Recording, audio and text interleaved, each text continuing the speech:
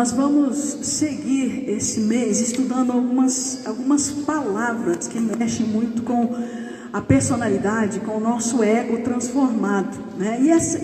E hoje foi integridade, né? O próximo domingo será sobre culto, não é isso, irmão Rony? Culto, adoração, louvor. Você tem que vir, você precisa vir. No seguinte, lá para o dia 17, acho que é isso, nós vamos estudar sobre relacionamento na igreja, a vivência da igreja. E essas coisas que mexem com quem nós somos. Certo, irmã Daniele? Isso, muito bem. E na sequência, nós também vamos olhar, e tudo isso olhando para aquilo que aprendemos com o apóstolo Paulo e Timóteo. E ao longo da semana, nos nossos encontros de culto de quarta-feira e nossos pequenos grupos, nós vamos mastigar um pouco mais sobre isso, sobre cada tema estudado, para que a gente guarde no coração o ensino e comece a colocar em prática, para aprendermos. Uma coisa que eu sempre gosto de dizer é que essa igreja não é a igreja dos perfeitos. A IBEV não é a igreja dos perfeitos. Se você está aqui porque queria encontrar perfeitos, eu lamento dizer isso para você, porque não é. Pode ter uma outra aí, mas aqui é a igreja daqueles que estão aprendendo, daqueles que estão sendo transformados, daqueles que estão em transformação. E até que Jesus volte, não é assim, irmã Márcia? Até que Ele venha, a gente precisa aprender o que há em nós que precisa ainda ser restaurado. E eu quero fazer um exercício que quarta-feira que vem nós vamos continuar o que falarmos aqui hoje, mas um exercício muito sério. Então, gostaria que agora ninguém saísse. E você, ou no seu celular aí, ou num papel, você respondesse para você. Eu vou fazer aqui 11 perguntas, e você marque aquela que tocou em você, ok? E na próxima quarta-feira nós vamos detalhar um pouquinho mais cada um desses itens, porque nós vamos conversar hoje sobre esse projeto de Deus, de sermos íntegros naquilo que fazemos e como aprender a melhorar aquilo que precisa ser melhorado, ok? Então vamos lá. A questão principal, o que eu quero conversar sobre hoje é a integridade e a importância da restauração da alma. Por que falamos de discipulado, de evangelismo? Por que a gente faz o eu mais um? Por que a gente faz discipulado? E disse, e quero que continue, nós colocamos as fotos em grupo, não é exibicionismo. O propósito das fotos que são colocadas ali, desde o pequeno grupo e o discipulado, é estimular outros a fazer. Vimos o apóstolo Paulo dizendo, sede meus imitadores como eu sou de Cristo. E tem alguns que eu já gosto de fazer o desenho do bonequinho, né? Que bonitinho, mas é isso mesmo. Esse é o projeto, para que como igreja a gente aprenda intencionalmente a viver como um estilo de vida da nossa igreja, discipulado. Então Mateus capítulo 12, do versículo 18 ao 21, e Isaías capítulo 61, do versículo 1 ao 4, nós vamos entender por que fazemos isso.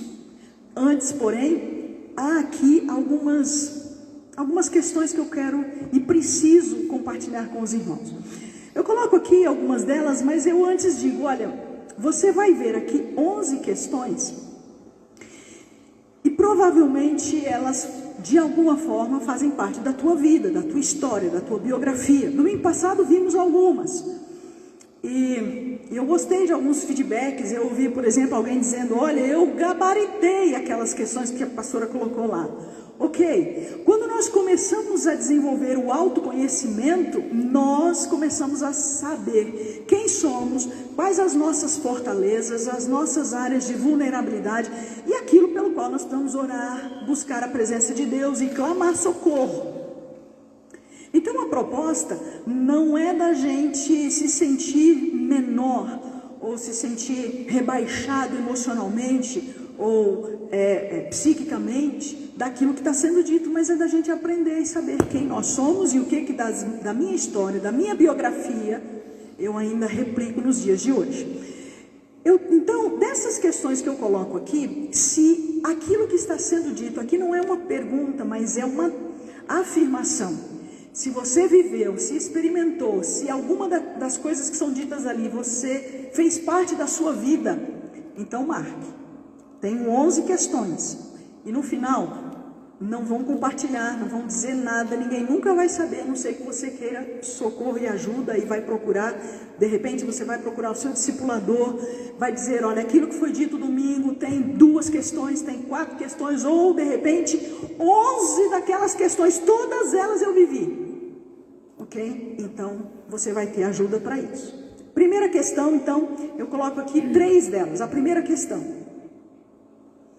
ser alcoolista ou viciado, ter pai ou mãe alcoólatra ou viciado, ou ter outro membro na família com esse problema.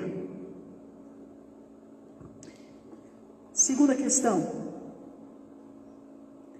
ter crescido numa família disfuncional, não tendo pai e mãe amorosos, que refletiam juntos os propósitos de Deus para a família. Quando a gente caminha com aqueles que estão, nós temos outros grupos aqui, outras duplas que estão namorando. Quando a gente fortalece o que aconteceu hoje aqui com o Bruno e a Ana Júlia, de estarem noivos, porque nós temos que orar por eles. Por quê? Para que a família que estão formando seja uma família formada aos pés da cruz de Cristo, nos propósitos de Deus. E ainda assim tem lutas, mas é melhor ter lutas debaixo da graça de Deus do que fora dela, corrigindo aquilo que obviamente, provavelmente em algum momento existiu. Terceiro, ser membro de uma família disfuncional hoje. Então, no passado eu fui, no passado minha família era, minha família é disfuncional hoje. Quarta-feira eu vou explicar um pouquinho mais o que é uma família disfuncional. Mas se essa fala de alguma forma tocou em você, pode marcar. Próximo, que aqui o meu, ok, o meu desconfigurou aqui. Quarto, de novo eu digo, você passou por alguma dessas experiências na família, em algum momento da sua história passou por isso, então você marca. Estamos no quarto. Haver sido ou praticado abuso sexual, incesto é relacionamento sexual entre parentes, entre pai e filhos, entre primos, entre avós. Estupro, homossexualismo e etc.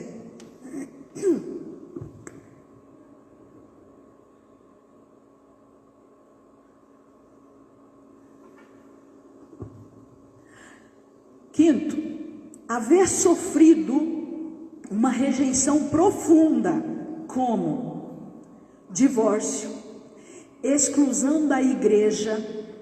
Eu vou corrigir aqui essa palavra exclusão.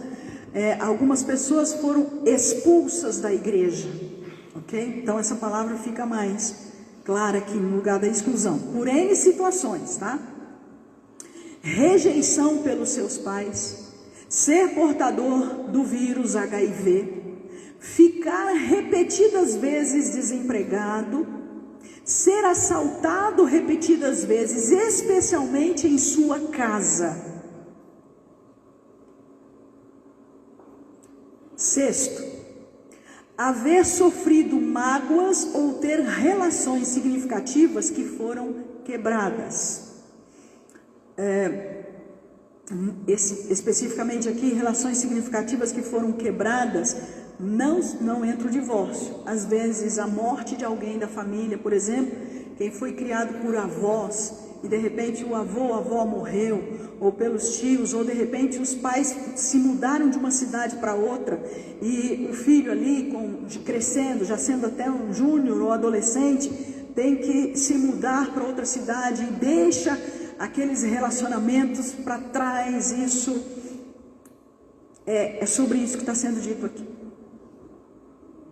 Sétimo, acho que não é o sétimo. Sétimo, ter praticado relações sexuais fora do casamento. 8º, ter provocado aborto ou considerado o aborto ou tentado se suicidar, ou ter tido ideações suicidas, ou ter tomado alguma medicação, tomado um tanto, dizendo eu quero acabar com a minha vida.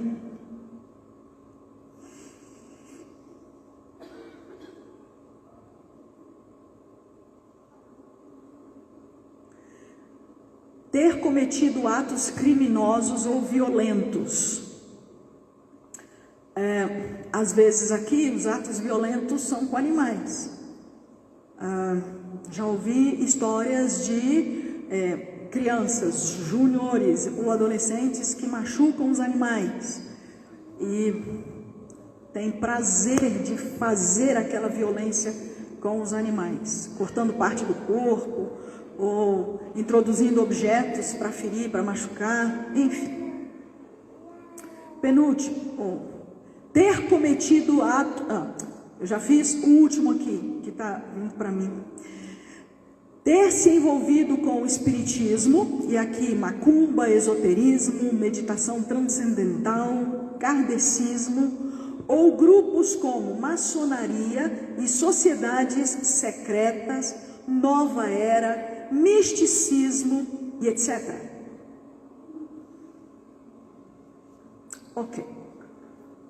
Você marcou, você registrou, enfim, quarta-feira nós vamos conversar um pouco mais sobre isso aqui.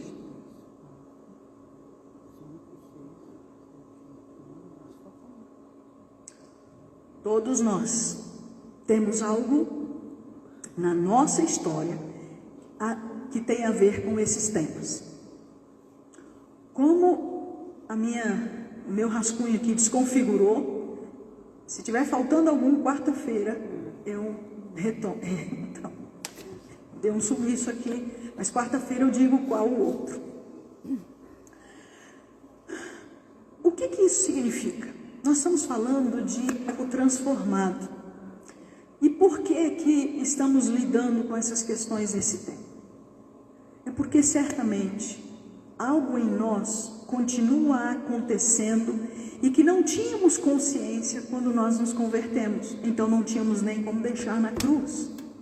A gente não sabia o que estava acontecendo, não tínhamos esse entendimento, discernimento, sabedoria, conhecimento de quem nós somos para colocar na cruz. Então, à medida que nós nos aproximamos da cruz de Cristo Jesus, essas coisas vão vindo à tona. Não que nós continuemos a praticar, mas que essas coisas ainda continuam na nossa mente, no nosso coração. E nós vamos tendo algumas reações que replicam situações parecidas com essas aqui. Não fazemos mais, por exemplo, os atos violentos com animais, por exemplo, como um dos temas aqui. Mas não nos importamos em assistir filmes de terror, ou não nos importamos em ver cenas de brutalidade e violência. O que será que acontece? Que eu vejo uma cena de brutalidade, de violência e não sinto nada. Provavelmente, algumas dessas situações ou desses temas ditos aqui foram experimentados por mim. E eu então criei uma resistência, um mecanismo de defesa que faz com que eu não sinta repulsa. Vejo uma cena de um homem batendo numa mulher e passo de largo sem aquilo não criar nenhuma repulsa em mim. Vejo um pai ou uma mãe esmurrando o filho e aquilo não faz nada comigo. Então, por que nós não reagimos a determinadas situações? Isaías traz um versículo que diz assim que nós temos que chorar e nos quebrantar diante de Deus pelos nossos pecados. Outra vez eu ouvi a mensagem do irmão Valmir, que tocou tanto no meu coração, quando ele falava de chorar pelos pecados. Qual foi a última vez que você chorou por um pecado? Às vezes a gente acha que as coisas são tão normais, e a gente não se comove com situações vivenciais parecidas com esses temas. Quarta-feira nós vamos conversar sobre isso. E vou dar sequência àquilo que esses temas trazem. Só quarta-feira. Não vou seguir. Mas algumas coisas que a gente precisa olhar para dentro de nós mesmos. E dizer, Senhor, tenha misericórdia de mim. Põe em mim amor. Por que às vezes a gente não ama pessoas que não são do nosso sangue, do nosso relacionamento familiar? Ou de repente, por que eu não tenho nenhuma afeição natural pelas pessoas da minha família? A resposta está aqui. E eu penso que quando nós identificamos coisas como essa, nós precisamos levar a cruz de Cristo, dizendo, Senhor, o Senhor está me dando a oportunidade de ter a revelação desse fato hoje, agora, nesse momento. Eu quero tirar do meu coração, para que isso realmente, verdadeiramente, seja tratado pelo Senhor, seja curado. A palavra de Deus diz que muitas vezes o nosso coração se torna duro, empedernido, porque a gente não se quebranta diante do Senhor. E por que nós não nos quebrantamos? Irmãos, eu fui uma pessoa que eu cresci, aliás, eu estou falando de coisas que tocaram na minha vida aqui, tá? Eu cresci, quando era corrigida, ouvindo a seguinte frase: se chorar, apanha mais, e se for chorar, você vai lá dentro para chorar. E eu, em muitos momentos, não entendia por que eu não chorava. Eu cresci, eu não chorava, não tinha lágrimas nos meus olhos, eu não chorava. E não era porque sentia dor, eu não chorava com um testemunho de uma pessoa, eu não chorava quando alguém falava de uma tristeza, eu não chorava. Quando meu pai faleceu e que me trouxeram a notícia da morte dele, o primeiro momento, a minha primeira reação foi dar uma gargalhada. E aquilo assustou as pessoas que estavam do meu lado. Era uma madrugada de domingo para segunda-feira, nós não tínhamos o celular, era uma irmã da igreja que morava a alguma distância, eles tinham um celular, um telefone fixo, e eles então receberam a notícia e chegaram à nossa casa. Nós morávamos em 3 missionárias, e quando chegou aquela irmã, eu acender a luz, eu já vi aquela pessoa e me deram a notícia, e eu gargalhei, eu sorri. Até que depois eu fui, o que está acontecendo? Talvez pelo sono, enfim. E mais adiante Deus foi trabalhar aquilo no meu coração, porque eu também nunca tinha perdido ninguém tão próximo de mim, a quem eu amasse tanto. E depois, quando foi com a minha mãe, já foi diferente. Eu só chorava e sentia saudade, porque Deus tratou algo que acontecia lá. E eu me tornei uma pessoa muito dura. E aguentava muita coisa, e engolia muita coisa, mas aquilo não significava dizer que eu era uma pessoa forte, resistente. Ao contrário, eu criei dentro de mim uma casca, e só fui chorar no dia seguinte, quando aquela igreja estava lá fazendo o sepultamento do meu pai junto comigo, e nós choramos. Mas aquilo para mim era muito estranho. Como é que aquelas pessoas que não conheciam o meu pai de viver, só estiveram com ele nos 9 meses antes do batismo deles, podiam chorar por ele? E eu, que era a filha, que estava triste com a morte dele, não conseguia produzir lágrimas nos meus olhos. Então a pergunta que eu faço é: quais as feridas e marcas que o pecado deixou na tua vida que perduram até hoje? Quais as feridas? E de repente eu coloco aqui a palavra pecado, e ainda coloquei com letras garrafais, porque quando nós não quebrantamos o nosso coração, nós estamos nos tornando endurecidos diante de Deus. Isso é pecado. Qual o propósito de buscar a integridade vivendo a restauração da alma? Por que Ele quer isso de nós? Qual o propósito? E é por isso que nós precisamos entender o que é que o Senhor Deus quer dizer para nós, para mim e para você, quando Ele deseja que a gente se quebrante diante dEle para vivermos uma vida mais íntegra, mais pura, mais transparente. E a palavra integridade é princípio, é valor, é padrão ético, padrão moral, é vivermos aquilo que a gente crê. Isso é integridade. Mas tem aqui 2 respostas. A primeira, Porque tem crescido ultimamente pessoas que sofrem da alma, pessoas que precisam ser curadas, que estão com a alma em dor. E muitas dessas pessoas chegam até nós.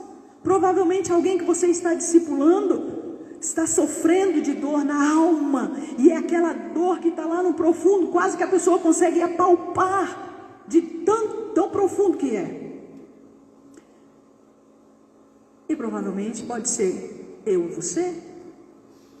Segundo, porque é fundamental cumprir a missão de Jesus nesse mundo. O Senhor Jesus nos deixou como mensageiros dele nesse mundo, para fazermos aquilo que ele deseja. Então, vamos olhar para o texto bíblico, e eu já estou caminhando quase para o final da minha conversa aqui. Eu quero que o Espírito de Deus continue falando ao teu coração. Vamos ler juntos o texto? Mateus capítulo 12, do versículo 18 ao 21, diz assim: Eis aqui o meu servo, que eu escolhi, o meu amado, em quem a minha alma se agrada. Porei sobre ele o meu espírito, e ele anunciará a justiça às nações. Ele não contenderá, nem gritará, nem fará ouvir a sua voz nas ruas. Não esmagará a cana quebrada, nem apagará a mecha que fumega, até que faça justiça triunfar. E em seu nome as nações colocarão a sua esperança. Vamos falar de novo essa última frase? E em seu nome as nações colocarão a sua esperança. Mateus 12 está citando Isaías capítulo 62, e ele está falando de Jesus. E ele, ao dizer que no seu nome as nações iriam colocar a esperança, quando o Senhor volta, quando nós celebramos a ceia do Senhor, quando a ceia faz lembrar do pacto que eu assumi com Ele, de anunciar a sua morte, até que Ele venha, eu estou replicando essa missão de Jesus. Amém? Amém. Próximo texto, que é o texto, Isaías 61, do versículo 1 ao 4. Vamos ler juntos comigo? O Espírito do Senhor Deus está sobre mim, porque o Senhor me ungiu para anunciar boas novas aos pobres. Ele me enviou para curar os quebrantados de coração, para proclamar liberdade aos cativos e abertura de prisão aos presos, para proclamar o ano da graça do Senhor e o dia da vingança do nosso Deus, para confortar todos os que choram, para conceder aos que choram em Sião uma coroa de beleza em vez de cinzas, óleo de alegria em vez de luto, vestes de louvor em vez de espírito abatido. Eles serão chamados carvalhos de justiça, plantados pelo Senhor, para mostrar a sua glória. Eles reconstruirão as ruínas antigas e restaurarão os lugares devastados há muito tempo.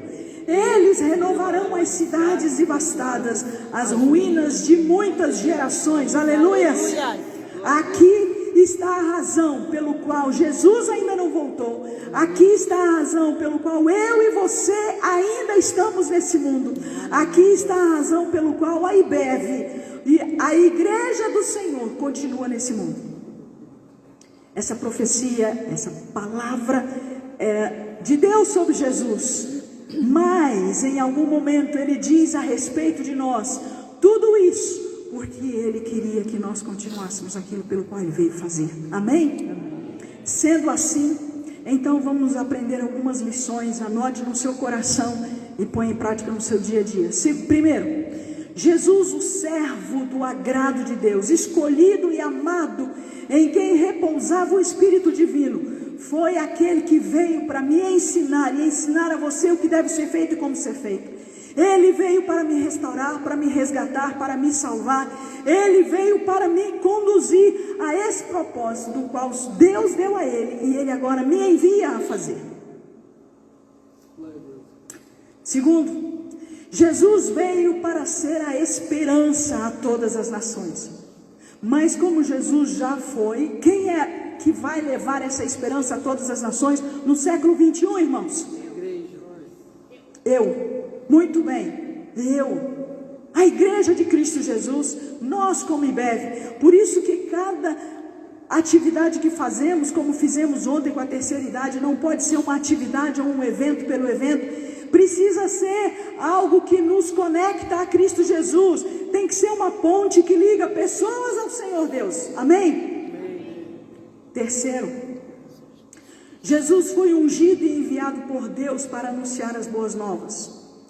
Eu e você estamos aqui nessa terra para continuarmos isso e anunciarmos essas boas novas do Senhor. Eu e você somos aqueles que Deus permite estarmos aqui para continuarmos a missão que Ele deixou. Por isso que identificar as nossas feridas, por isso que identificar aquilo que há em nós ainda, que mexe conosco, é fundamental para nós podermos continuar aquilo que o Senhor Jesus veio fazer, e através do Espírito Santo de Deus, sermos esses porta-vozes das boas novas de Jesus. Quarto, Jesus, ele foi enviado aos pobres, aprisionados, aqueles que estavam cativos, desprezados, aqueles que estavam carentes, destituídos de qualquer amor, de qualquer bênção, de qualquer graça, aqueles que estavam enlutados, necessitados, que não tinham nada a oferecer, aqueles que eram escravos emocionalmente, aqueles que viviam dependentes, doentes, cegos, machucados, vazios, violentados. E nós estamos aqui nesse mundo para continuarmos essa missão, para continuarmos esse legado de Jesus. Amém? Amém. Mas de repente você diz assim, mas e se eu ainda estou me sentindo desse jeito? Então por isso que nós temos que tratar esse tema, por isso que temos que identificar aquilo que ainda nos machuca e restaurar. E é por isso que o Espírito de Deus em nós traz a luz, traz traz com clareza aquilo que ainda está oculto. Quando a gente se converte, nós não suportaríamos saber tudo aquilo que existia em nós que não agrada a Deus. Eu não suportaria. Mas há aquelas situações que são fundamentais, e o apóstolo Paulo diz que são as situações base para o Evangelho, os rudimentos da fé, que são necessários para nós crermos em Cristo Jesus e sermos salvos, que é o que aconteceu com o ladrão lá na cruz. Se aquele ladrão não tivesse morrido e continuado vivo, aquele ladrão teria passado por um processo de restauração e cura. Já imaginou quantas pessoas foram violentadas, sofreram por causa dele? Por que vocês acham que Paulo, Saulo, ao se converter e que assumiu o nome o nome judeu de Paulo, ficou 12 anos sendo preparado para depois se tornar um apóstolo de Jesus, plantador de igreja? Os irmãos acham que quem mata pessoas tem uma mente limpa, pode colocar a cabeça no travesseiro e dormir tranquilo? Quem faz mal a pessoas, ele precisava ser tratado, ele precisava ser curado, ele precisava viver o amor de Deus, a graça de Deus, a bênção de Deus. Ele fica 12 anos sendo trabalhadinho ali, porque precisava ser tratado, para depois poder ser a bênção que foi mais adiante.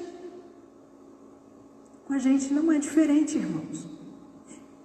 Às vezes alguns pensam, mas eu não tenho a bênção de Deus, então eu não tenho a graça de Deus. Não, até que Jesus volte, nós estamos sendo preparados para aquele momento lá.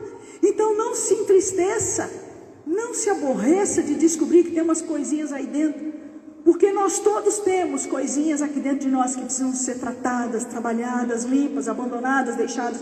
E quanto mais nós as identificamos em nós, mais o Espírito de Deus nos qualifica, nos capacita para ficarmos em pé e vivermos de uma maneira altaneira, olhando para Jesus, autor e consumador da nossa fé.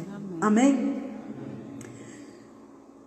Jesus traz àqueles que estão nele algo que é especial e que ele fala em Isaías 61, já na parte final, e que nós devemos usar, vestir, viver dessa forma. Ele traz uma coroa de beleza em vez de cinzas.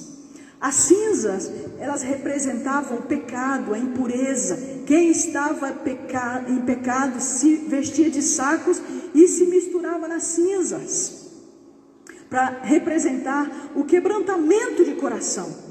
Ele traz óleo de alegria em vez de luto. O óleo representava o bálsamo, o consolo. O óleo representava a cura naquela ferida aberta. O óleo representava o alívio para aquela queimadura da alma que estava sangrando. E ele diz que então ele traz óleo de alegria em vez do luto. Ele traz veste de louvor em vez do espírito abatido. Por isso que o Filho de Cristo, o Filho de Deus, remido, lavado e restaurado por Cristo Jesus, não anda carrancudo, de cara fechada, como se tudo tivesse ruim na vida.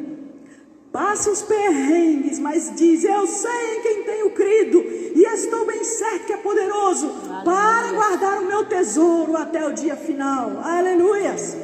Sim, porque a nossa esperança está em Cristo Jesus, irmãos. Amém? Amém.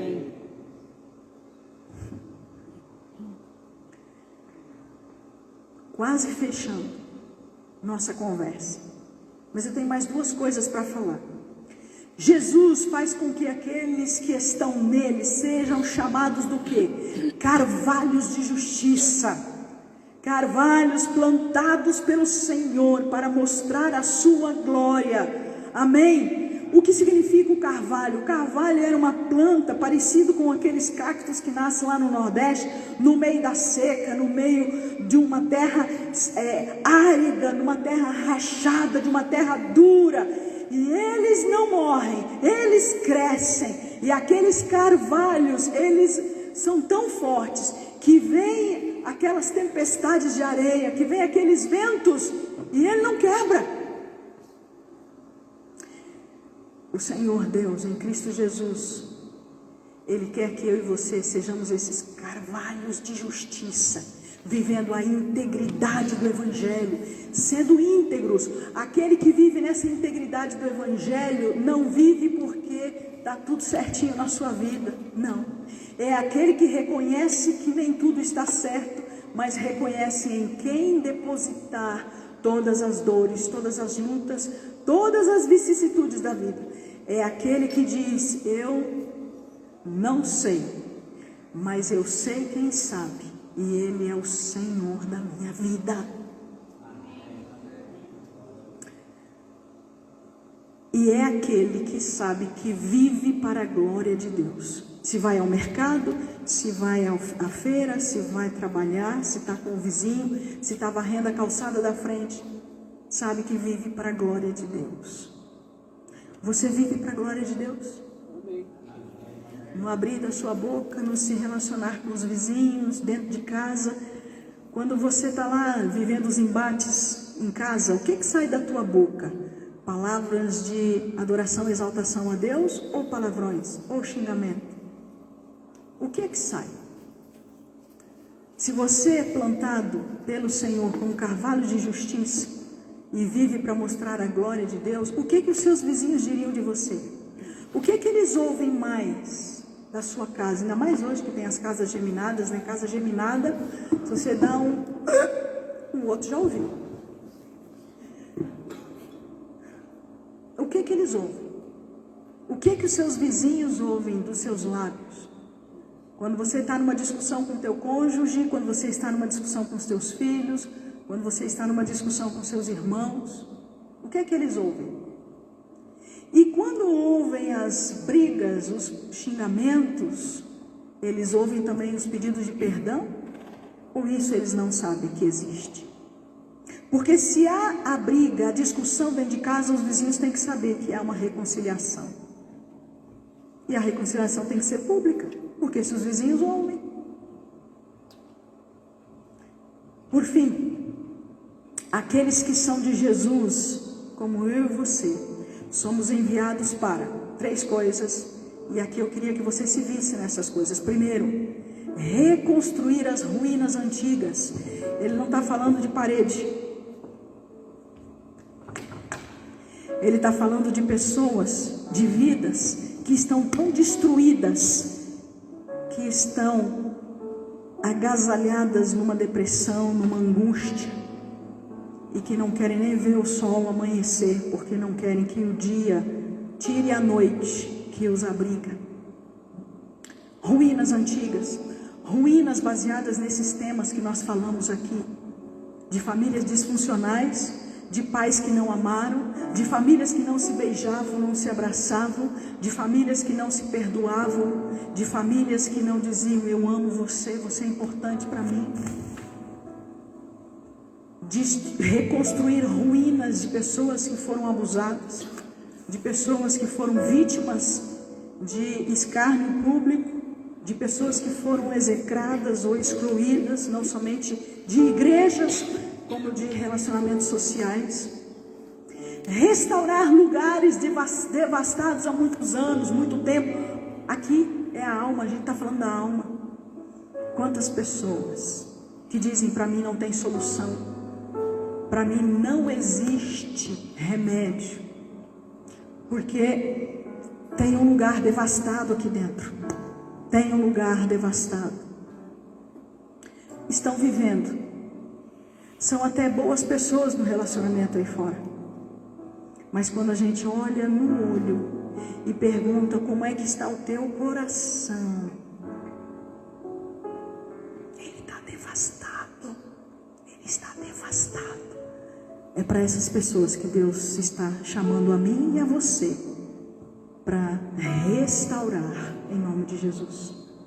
Terceiro aqui, renovar as cidades devastadas de muitas gerações.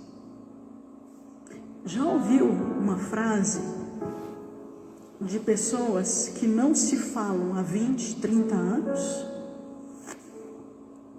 Construíram famílias, os netos não veem os avós, porque houve uma devastação na alma. E uma fala: eu nunca mais quero ver você, eu nunca mais vou falar com você. E as pessoas crescem, até se dão bem com as pessoas que estão lá longe. Já ouviu alguém dizer: eu não tenho família? É sobre isso. Restaurar cidades devastadas de geração a geração. Para isso que eu e você ainda estamos aqui e que Jesus ainda não voltou. Talvez você ainda esteja vivendo isso. Talvez você precise encontrar alguém do teu lar, da tua casa, das gerações passadas, que você não fala, e dizer: foram os nossos avós, foram os bisavós, mas nós não podemos carregar mais isso. E quebrar essa maldição em nome de Jesus. Nós aqui agora precisamos restaurar isso. Nós aqui agora precisamos travar um relacionamento de amor. Eu tenho um desafio que eu assumi com Deus e eu quero compartilhar com a minha igreja aqui. Primeiro, eu, Ronilce, eu quero viver para amar pessoas. Você quer? Amém. Muito bem, eu e o irmão Maurinho. Muito bem, irmão. Eu quero viver para amar pessoas. Talvez você tenha que viver com essa questão aqui diante de Deus e trazer essa questão para o Senhor, dizendo: Senhor, para amar pessoas eu tenho que trabalhar um negócio aqui dentro de mim. Porque tem alguém da minha parentela, da minha família, que eu não me relaciono. Eu não consigo amar pessoas, porque tem alguém aqui que eu mantenho distância. Então coloque isso diante do Senhor, peça para Ele tratar, para trabalhar. Isso significa ego transformado, porque Ele só faz isso com pessoas que Ele ama. Segundo,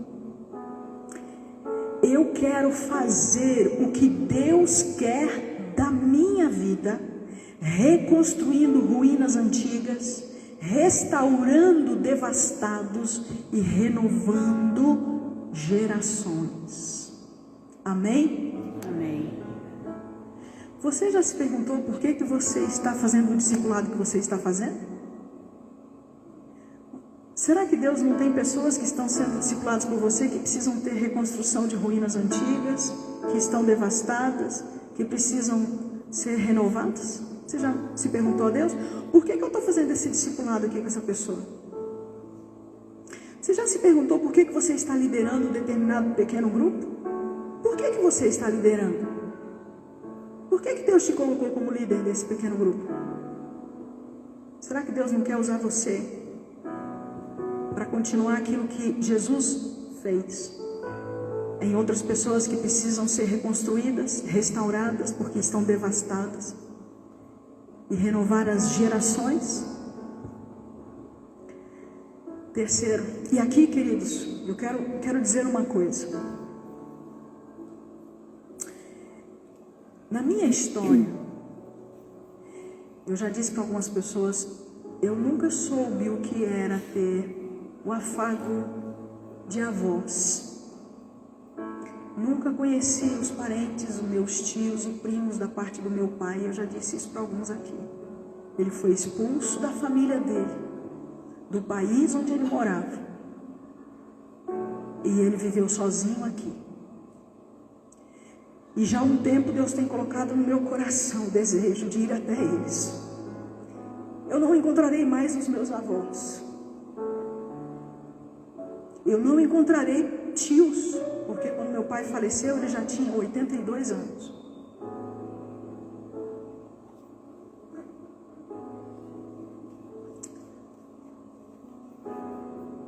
Mas eu quero restaurar novas gerações.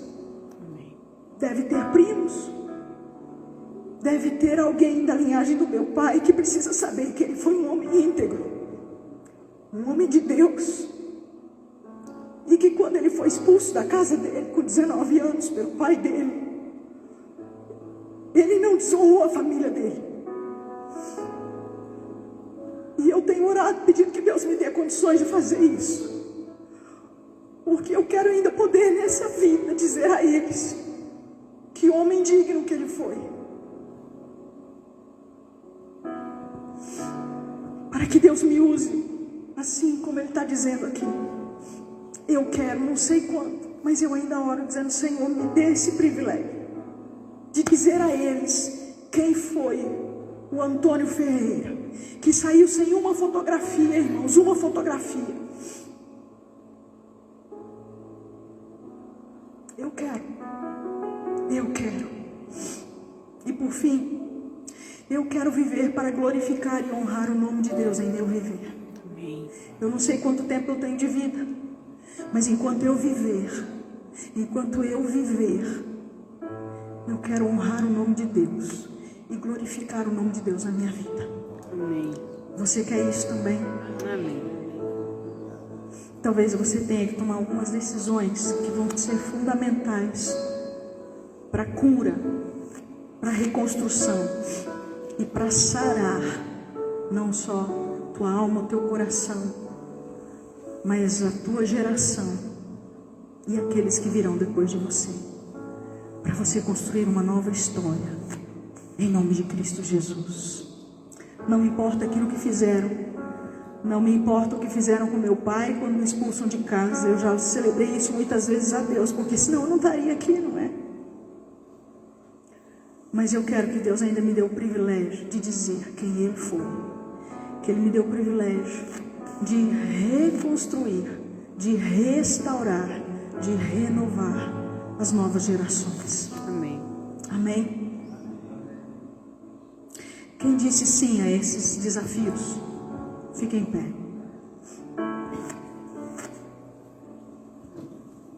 Amém, amém. Irmã Lucia e irmão Maurício são os meus prediletos aqui.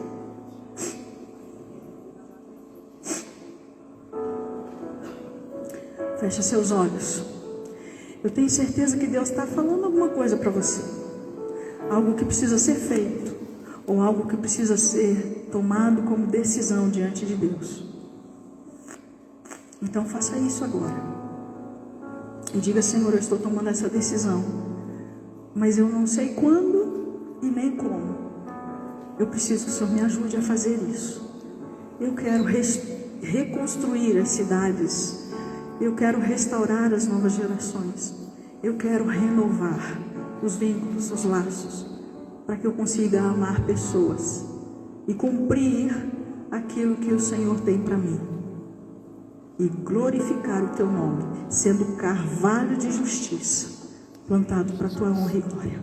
Pai, em nome de Jesus, em nome de Jesus, estamos aqui como servos do Senhor, filhos do Senhor, quebrantados diante da tua palavra, pedindo a Deus: venha sobre nós, Espírito Santo de Deus. Faça com que o teu desejo, o teu querer, a tua vontade seja feita em cada um de nós. Aqui, ó Deus, teus filhos estão em pé, assumindo, ó Deus, os desafios diante do Senhor, para crescerem, ó Deus, amando pessoas, reconstruindo, ó Deus, cidades devastadas, corações quebrados, renovando gerações. Dá-nos, ó Deus, esse privilégio de mudar a história daquilo que foi feito longe da tua presença, mas construirmos uma nova história no teu altar, debaixo da tua bênção. Nos abençoe assim, ó Deus, e continue nos revelando os teus sonhos mais profundos e eternos para conosco. É a oração que fazemos, pedindo a Deus que o teu amor, Pai, que a graça salvadora de Cristo Jesus e o consolo do teu Espírito continue conosco hoje e sempre, e nos ajude nessa semana de oração e jejum. É a oração que fazemos em nome de Jesus. Amém. Nós vamos cantar, nós vamos adorar, e você não saia daqui sem dar pelo menos 8 abraços, desejando uma semana maravilhosa àqueles que estão aqui, em nome de Jesus. Enquanto adoramos,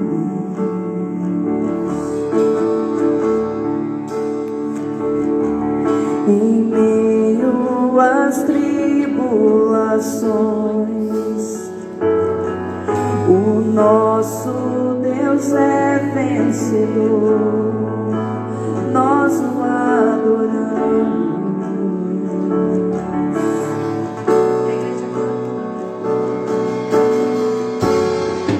Vitorioso és, na tempestade está.